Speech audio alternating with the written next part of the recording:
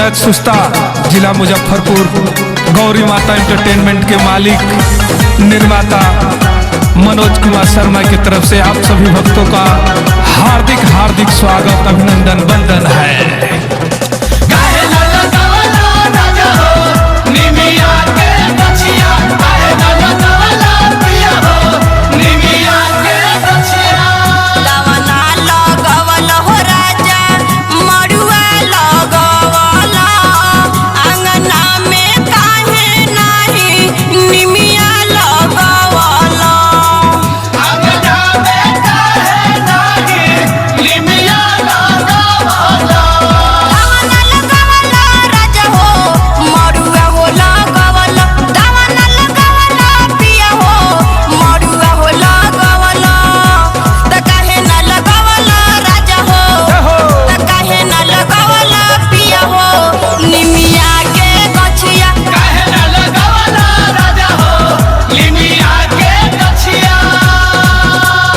गायघाट जिला मुजफ्फरपुर के पावन धरती से भोजपुरी गायिका सिंगर पूनम सांवरिया के तरफ से सभी माँ भक्तों को हार्दिक हार्दिक बधाई, हार्दिक हार्दिक शुभकामनाएं। मीठी मीठी तालियों के साथ